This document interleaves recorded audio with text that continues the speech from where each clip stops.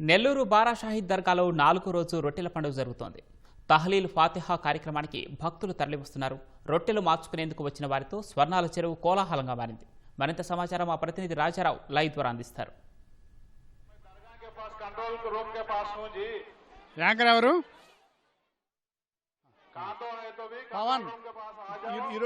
పవన్ ఈరోజు 4వ రోజు రొట్టెల పండుగ కొనసాగుతుంది.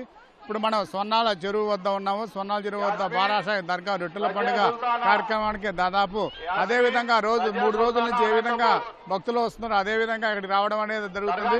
రొట్టెలు పట్టుకునేందుకోసంగా పెద్ద ఎత్తున తరలి వచ్చారు. ఈ రోజు నిన్న సాంప్రదాయబద్ధంగా ప్రారంభమయ్యే రొట్టెల పండుగ నిన్న ఈ రోజు ప్రధానంగా ఎక్కువ మంది రావడం అనేది జరిగింది. నిన్న ఒకరోజు 5 లక్షల మంది రొట్టెలు పట్టుకున్నారు. ఈ రోజు 4వ రోజు ఫతేహా. ఈరోజు ప్రధానంగా చూస్తే ఇది తహలీలా ఫతేహా అని అంటారు. ఈ 4వ రోజు కార్యక్రమం. ఈ 12 మంది బారా షాహీద్ దర్గా సమాధులకి ఈరోజు గంధం లేపనం చేశారు.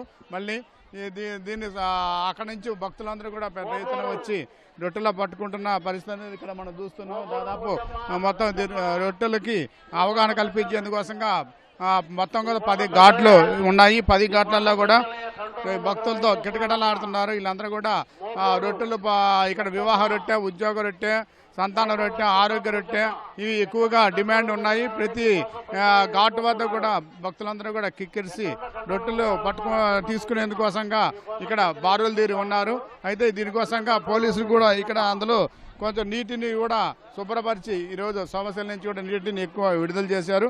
అంటే సంఖ్య ఎక్కువగా రావడంతో రొట్టెలు తీసుకునే వారు కూడా ఎక్కువ వచ్చారు. ఎక్కువ వచ్చిన వారి కోసంగా సౌకర్యం కోసం ప్రత్యేకంగా క్యూ లైన్ల ద్వారా ఏర్పాటు చేశారు. ఈ 10 ఘాట్లలో కూడా మున్సిపల్ కార్పొరేషన్ అధికారులతో పాటు పోలీస్ సిబ్బంది కూడా పనిచేస్తున్నారు.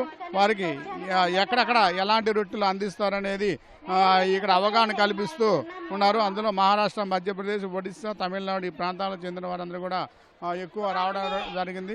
2 తెలుగు రాష్ట్రాల వారు కూడా ఎక్కువగా రావడంతో ఇవాళ ఘాట్లు కూడా దర్గా 2 కూడా భక్తులతో కిక్కిరిసి పోయిన పరిస్థితి అనేది ఉంది. అయితే గతంలో గత 15-20 సంవత్సరాల నుంచి వస్తున్న వారు ఎక్కువగా ఉన్నారు. వారందరూ కూడా ఒక నమ్మకం, ఈ రొట్టెలు పండుగ అనేది భక్తులకి నమ్మకం వల్లనే ఇది ఎక్కువగా భక్తుల రాక అనేది జరుగుతూ ఉంది. దాదాపు 10 సంవత్సరాల క్రితం 5 లక్షల మంది మాత్రమే వచ్చేవారు. 5 లక్షల నుంచి దీన్ని ఈరోజు ఒక్కసారిగా ఈ సంవత్సరం 20 లక్షలకి చేరింది.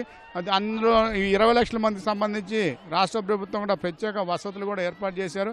జిల్లా అధికారులతో పాటు కార్పొరేషన్ అధికారులు నిరంతరం శ్రమిస్తున్నారు. పోలీసు అధికారులు కూడా ఎక్కడ కూడా ఇబ్బందులు కలగకుండా అందరికీ ఒక సేవా కార్యక్రమం లాగానే అందరూ కూడా చేస్తున్నారు. భక్తులకు అవగాహన కల్పిస్తూ ఇబ్బందులు కలగకుండా వారికి మంచినీటి వసతి రాత్రి సమయంలో 5 రోజులు కూడా అనేక మంది ఇక్కడే నిద్ర చేసి వెళ్ళడం అనేది జరుగుతుంది. వారి కోసం కూడా కొన్ని వసతి గృహాలు కూడా ఏర్పాటు చేస్తున్నారు. దాదాపు గతంలోనే 20 కోట్ల రూపాయలతో ఇక్కడ వసతి గృహాల నిర్మాణం అనేది చేశారు.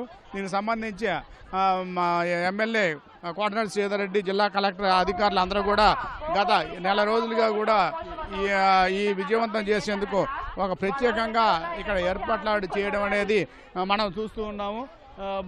ఈరోజు రేపు ముగింపు వేడుకలు ఉంటాయి. రేపు సాయంత్రానికి దీనికోసంగా కూడా మంత్రి నారాయణ వారికి ఎప్పటికప్పుడు ఇక్కడున్న పరిస్థితులు కానీ వారికి ఉన్న ఇబ్బందులు అన్నింటినీ కూడా తెలుసుకుంటూ భోజనం వసతి కూడా ఏర్పాటు చేశారు.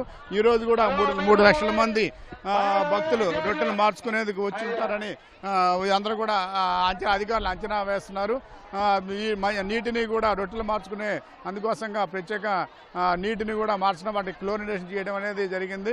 గతంలో కోరికలు తీరిన వారు మరలా వచ్చి ఆ రొట్టెని మరొకరికి ఇవ్వడం, కొత్తగా కావాల్సిన రొట్టెను మరొకరి దగ్గర తీసుకోవడం అనేది ఈ ఘాట్లలో జరుగుతుంది. వరాల రొట్టెగా పేర్కొంటారు, కోరికల రొట్టెగా కూడా రకరకాలుగా దీన్ని చెప్పుకుంటూ ఎంత నమ్మకానికి హిందూ ముస్లిం ఐక్యత ఒక పండుగ కూడా దీన్ని మనం చెప్పుకోవాలి. స్వర్ణాల ఘాట్ నుంచి కెమెరామెన్ హరీష్ బాబుతో రాజారావు, ఈటీవీ న్యూస్.